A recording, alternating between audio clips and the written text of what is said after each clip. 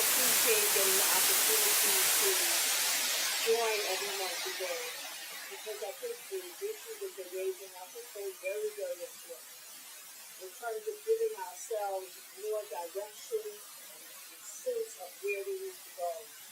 All of us sitting in this room, I dare to say, consider ourselves to really be revolutionaries in this country. Not patchwork, not step reforms that never go anywhere but get pacified. I'm not talking about the reforms that take the foot off the masses of people's necks so they can breathe better and be able to get up the next day and continue to fight. But those that try to misdirect people, they try to confuse people, they try to take people away from the revolutionary path.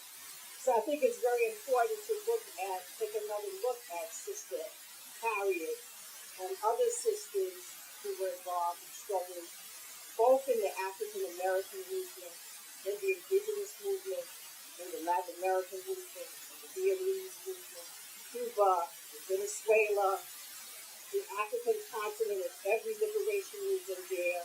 There has not been a movement in the world where there have not been warriors.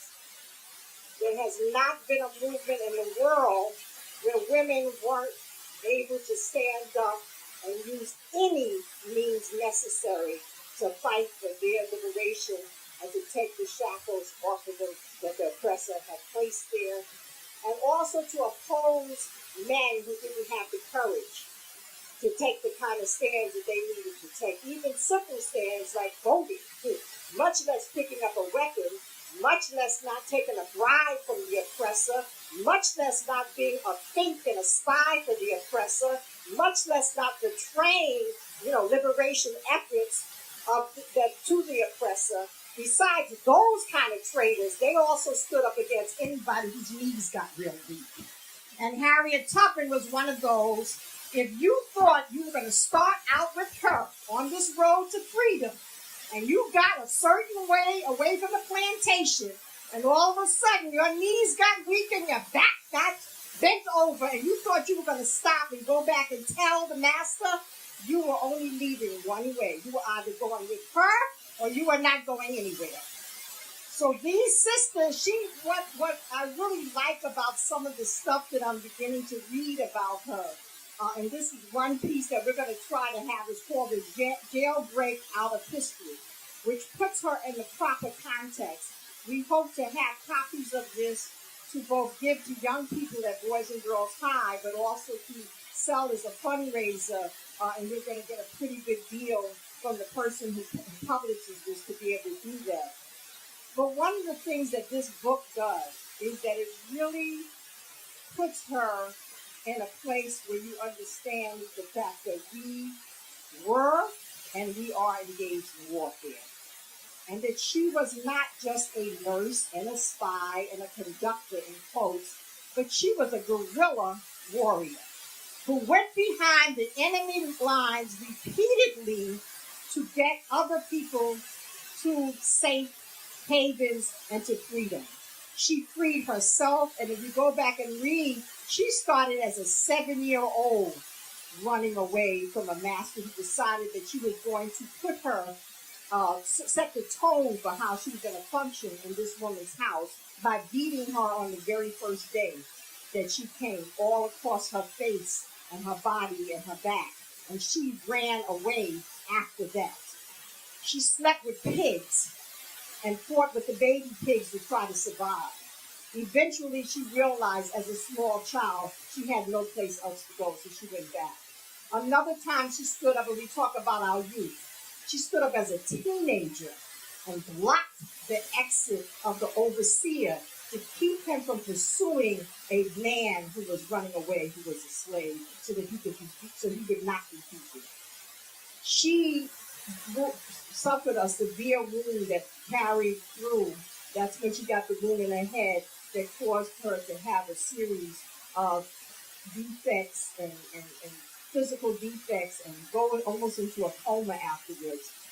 But imagine all of that happening to her, and she still was determined that she was not going to just be free herself, but she had a responsibility to free other people. So we have to look at what are the lessons and how do we apply them today? Because it's one thing to, none of us here sitting here, I know some of us have been teachers, but none of us here consider ourselves our primary focus in life is to be an academic in the ivory tower, where we read and study, but we make no application to everyday life, where we read and study, and we really don't get the essence of the real lessons, and we don't know how to also help other people learn, which is critical, since most of us sitting here have a lot of gray hair, that we have to, it is incumbent upon us to make sure that we help support and shape young revolutionaries to move forward and carry this struggle against this monster moving it ahead. Harriet, to me, one of the greatest lessons from Harriet is that she was very brave and she was very courageous, but she never did anything by herself. She never did anything by herself. She was courageous enough to stand up and do what she would play her role and do what she was doing, but she was smart enough to know no revolution could take place just by her being brave. So when they talk about her being a spy, you know, this woman that wrote this book makes a joke out of it. How could somebody be a spy by themselves? There had to be a network of people. And she talks about the communal nature of women, even under slavery, even under oppression. That women, that was part of their survival, to have a communal way of both supporting each other when they're in immense pain, when their children are being taken, when they just see a child being killed, when their men are being taken, when they've been beaten. Who provided that kind of support so they could continue to do what they had to do?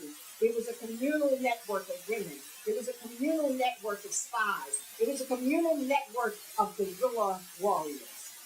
So another thing I just recently learned, someone sent me this from the South, that they recently unearthed some artifacts about the Comanche River in Beaufort, I might not be pronouncing it, Beaufort, South Carolina, where Harriet, how do you say it? Beaufort.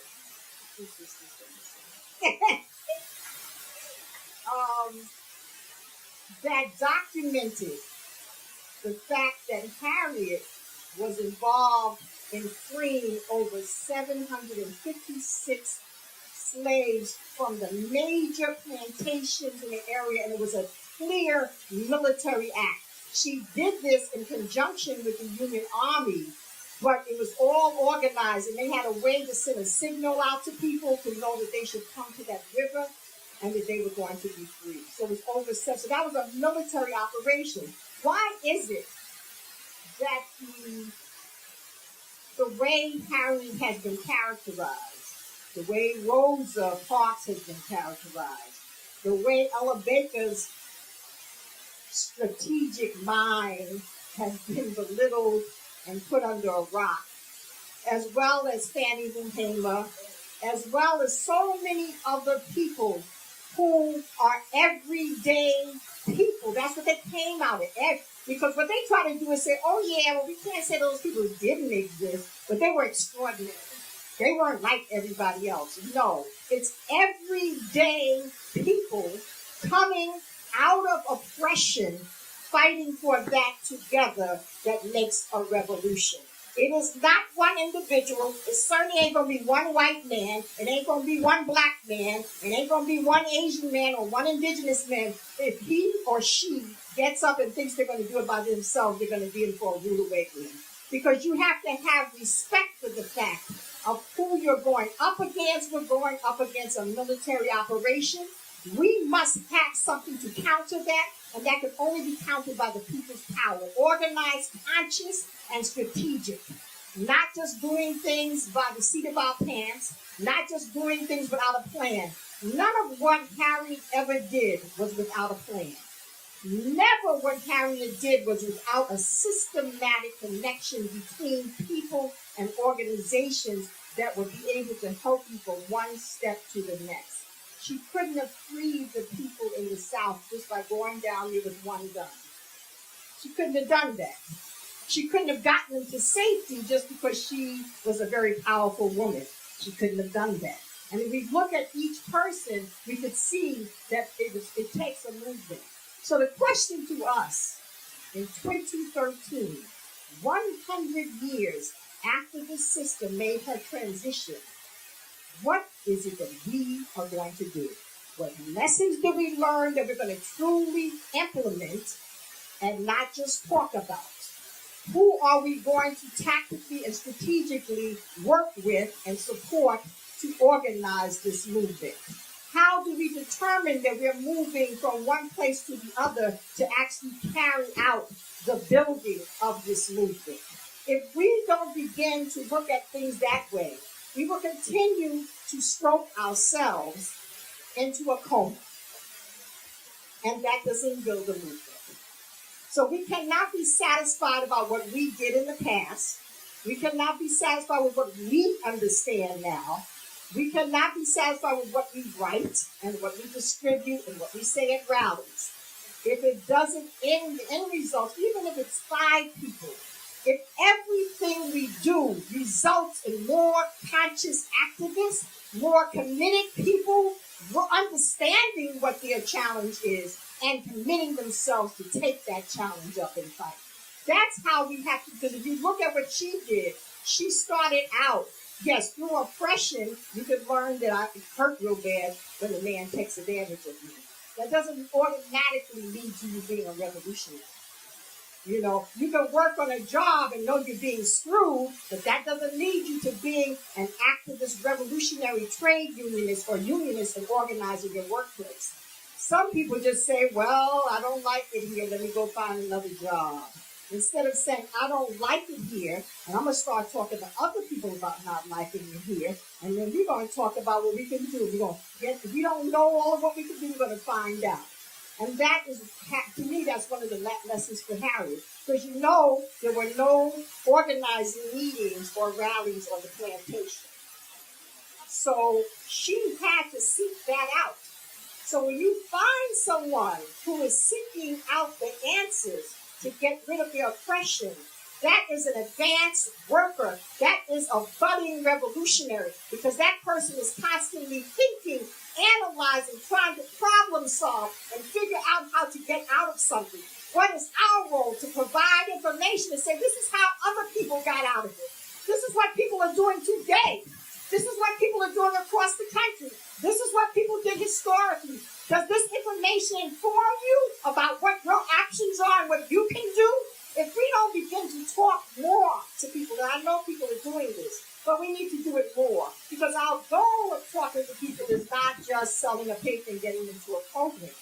Our goal is to make people know that they have the right and the capacity to be a revolutionary, that they have a responsibility to change this society from the numbing oppression that exists to something that's healthy, that people can flourish, that their children can flourish. The other thing is how we need to unpackage how the media, how the school books, how the magazines, how the TV and the films always distort and try to submerge any kind of revolutionary history. If there is some kind of fight back, there's one brave man that comes scooting in, and he takes over, and he frees everybody, and he's wonderful, and he's Superman. Nothing is said about how the Palestinians people are organizing a fight back. Nothing is said about how the South Africans fought to overthrow the yoke. Nothing is said about the Latinos and the indigenous people that fought in this country and fought back. Nothing is said. We had to go to Cuba to go to the Revolutionary Museum to see the fight in Cuba, and also particularly to see the role of women in that fight. Why is it that we don't know that here? Because they're not stupid. The ruling class is very clear. Once any people who are oppressed find out about their history of resistance, they're going to embrace it, they're going to be empowered by it, and they're going to use and be informed by it. So what is our other role is to make sure that all means of what we do, writing, speaking, films, programs, that we are instilling in the people and translating the information, transmitting the information about the history of struggle. So Harriet Tubman is about that history. Harriet Tubman also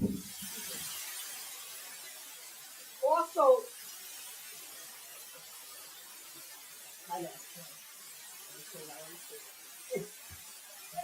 Uh, just in addition to her, and I think that this talks about the heart of revolutionaries. In addition to all of what she did and all of what she went through and how many people she helped empower themselves and to free themselves, she also, towards the end of her days, organized a home for elderly, for senior people, and for poor people, for people that didn't have any money. And at that time, there weren't these kinds of entities existing. So if you look at examples of Cuba, you don't just fight to get rid of the ruling class. You don't just fight to keep the United States off of their neck.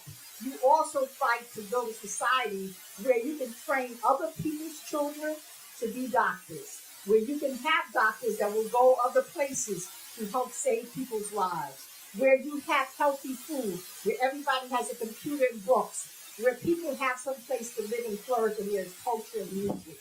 So what are we talking about? When we talk to people, we don't want to frighten them by saying it's all about having the records like the ruling class has every day, all the time, anywhere, any place. That's why Trayvon got killed, because this has always been a militarized. They talk about, oh, where does the violence come from? It came from the moment you took your foot and put it on this land and stole the land from the indigenous.